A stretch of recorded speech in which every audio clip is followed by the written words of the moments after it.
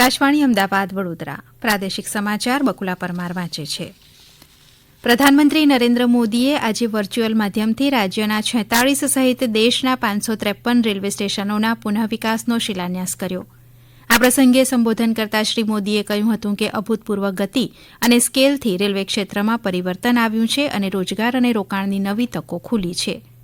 રાજ્યમાં 3487 કરોડ રૂપિયાના ખર્ચે જુદા જુદા રેલવે સ્ટેશન અને ઓવરબ્રિજ અને અંડરબ્રિજનું પુનઃનિર્માણ કાર્ય કરવામાં આવશે, જેમાં ભાવનગરના મહુવા સહિત ચોરવાડ રોડ, ગોંડલ, જામજોધપુર, લીંબડી, મહુવા, પોરબંદર, રાજુલા જંકશન, વેરાવળ, જૂનાગઢ અને 10 અંડરબ્રિજનું ઉદઘાટન કરવામાં આવ્યું હતું, જેનો કુલ ખર્ચ 400 કરોડ રૂપિયા હોવાનો અંદાજ છે.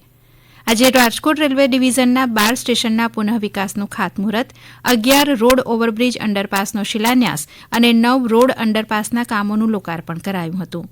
આ પ્રસંગે સંબોધન કરતા સાંસદ મોહન કુંડારિયાએ રાજકોટ ડિવિઝનના 12 રેલવે સ્ટેશનોના નવીનીકરણ માટે 181 કરોડ રૂપિયા ફાળવવા બદલ રેલવે મંત્રી તેમજ કેન્દ્ર સરકારનો આભાર માન્યો હતો.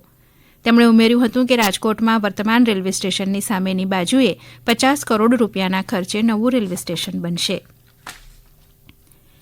ખેડૂતોના હિતમાં રાજ્ય સરકારે વધુ એક મહત્વપૂર્ણ નિર્ણય લેતા રાજ્ય સરકાર રવિ પાક માટે ઘઉં, બાજરી, જુવાર અને મકાઈની લઘુત્તમ ટેકાના ભાવે ખેડૂતો પાસેથી સીધી ખરીદી કરશે. અન્ન અને નાગરિક પુરવઠા મંત્રી કુંવરજી બાવળિયાએ આ અંગે વધુ માહિતી આપતા જણાવ્યું હતું કે આ માટે ખેડૂતો આવતીકાલથી 31મી માર્ચ સુધી ઓનલાઈન નોંધણી કરાવી શકશે. 15મી માર્ચથી 196 ખરીદ કેન્દ્રો કે ગોડાઉન ઉપરથી ખરીદી શરૂ થશે.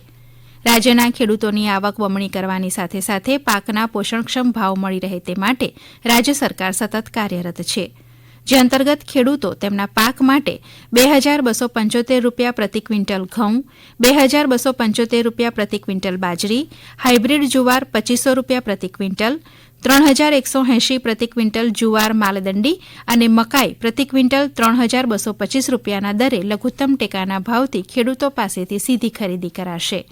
આ ઉપરાંત ખેડૂતોને પ્રોત્સાહન મળી રહે તે હેતુથી રાજ્ય સરકાર દ્વારા ઉનાળુ બાજરી તથા જુવારની ખરીદી માટે પ્રતિ ક્વિન્ટલ 300 રૂપિયા બોનસ પણ જાહેર કરવામાં આવ્યું છે. તેમ જણાવતા મંત્રી બાવળિયાએ કેન્દ્ર સરકાર દ્વારા આ પોષણક્ષમ ભાવો નિયત કરાયા હોવાનું જણાવ્યું હતું. ગૃહમંત્રી અમિત શાહની અધ્યક્ષતામાં આજે કેન્દ્ર શાસિત પ્રદેશ દમણમાં ગૃહ મંત્રાલયની સંસદીય સલાહકાર સમિતિની બેઠક મળી હતી.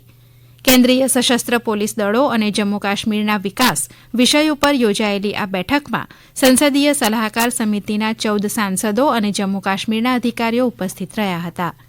આજે સાંજે 4 વાગ્યે દાદરાનગર હવેલીના સાયલી સ્ટેડિયમ ખાતે યોજાનારી પરિષદમાં વિકાસ ભારતના લાભાર્થીઓ ભાગ લેશે.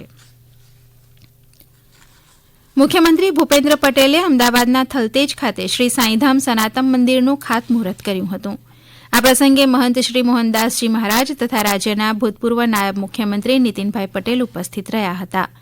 મુખ્યમંત્રીએ મંદિરના ખાતમુહૂર્ત પ્રસંગે ઉપસ્થિત સૌ ભક્તોને શુભકામનાઓ પાઠવી હતી. આ ઉપરાંત તેમણે અમદાવાદના સ્થાપના દિવસ નિમિત્તે શહેરીજનોને શુભેચ્છાઓ આપી હતી. સાથે સાથે તેમણે વીર સાવરકર અને કવિ નર્મદની પુણ્યતિથિ ઉપર તેમનું પુણ્ય સ્મરણ કરી આજના દિવસને અનેરો ગણાવ્યો હતો. તેમણે વધુમાં જણાવ્યું હતું કે આજનો દિવસ વીરતાનો દિવસ પણ કહી શકાય, કારણ કે આજના દિવસે ભારતીય વાયુસેનાએ બાલાકોટ એર સ્ટ્રાઇક કરી હતી. પ્રાદેશિક સમાચાર વિભાગ દ્વારા આજે રાત્રે 8 વાગ્યે પ્રસારિત થનાર ભારત વિકાસ ડાયરી કાર્યક્રમના 7મા અંકમાં સુરેન્દ્રનગર લોકસભા વિસ્તારના વિકાસની ગાથા રજૂ કરવામાં આવશે. ઉલ્લેખનીય છે કે પ્રાદેશિક સમાચાર વિભાગ દ્વારા ગુજરાત અને કેન્દ્રશાસિત પ્રદેશની લોકસભા બેઠકોનો અને ત્યાંની વિકાસ કામગીરીનો પરિચય થાય તે માટે ભારત વિકાસ ડાયરી કાર્યક્રમની શરૂઆત કરવામાં આવી છે. દરરોજ એક લોકસભા બેઠકની ચૂંટણીલક્ષી માહિતી, વિકાસની ગાથા, સાંસ્કૃતિક અને પ્રવાસન સ્થળોની રસપ્રદ માહિતી આ કાર્યક્રમમાં આપવામાં આવે છે. ભારત વિકાસ ડાયરી કાર્યક્રમ આજે રાત્રે 8 વાગ્યે પ્રસારિત થશે. ભુજ તાલુકાના હરિપર નજીક આવેલી ફિલ્ડ ફાયરિંગ રેન્જ 2 ઉપર આવતીકાલે શસ્ત્ર ફાયરિંગ પ્રેક્ટિસ યોજાશે, જેથી આ સ્થળ ખાતે આવેલી ફાયરિંગ રેન્જમાં કોઈપણ વ્યક્તિઓને તથા પશુઓને નહીં પ્રવેશવા આદેશ અપાયો છે.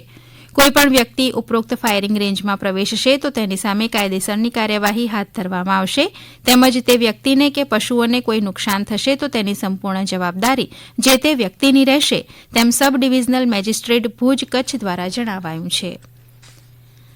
મહીસાગર જિલ્લાના લુણાવાડા ઇન્દિરા મેદાન ખાતે આજથી દિવ્યાંગો માટેના જિલ્લા કક્ષાના ખેલ મહાકુંભનું આયોજન કરવામાં આવ્યું છે. આજથી પ્રજ્ઞાચક્ષુ, અસ્થિ વિષયક તેમજ શ્રવણમંદ દિવ્યાંગતા ધરાવતા ખેલાડીઓની એથ્લેટિક્સ તેમજ ચેસ રમતોનું આયોજન કરાયું છે. આ ઉપરાંત આવતીકાલે માનસિક ક્ષતિ ધરાવતા કુલ 592 જેટલા ખેલાડીઓ ખેલ મહાકુંભમાં ભાગ લેશે. ડાંગ જિલ્લાના વઘઈના માનમોડી ગામે નિઃશુલ્ક આયુર્વેદિક આરોગ્ય કેમ્પ યોજવામાં આવ્યો હતો. આ કેમ્પમાં સ્થાનિક વિસ્તારના 150થી વધુ દર્દીઓની સારવાર, તેઓને નિઃશુલ્ક દવાઓનું વિતરણ કરવામાં આવ્યું હતું.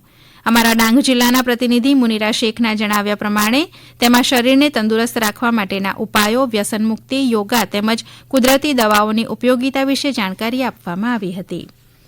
આ સમાચાર આપ આકાશવાણીના અમદાવાદ વડોદરા કેન્દ્ર પરથી સાંભળી રહ્યા છો. વધુ સમાચાર આપ અમારી વેબસાઇટ newsonair.gov.in/ગુજરાતી ઉપર વાંચી શકશો.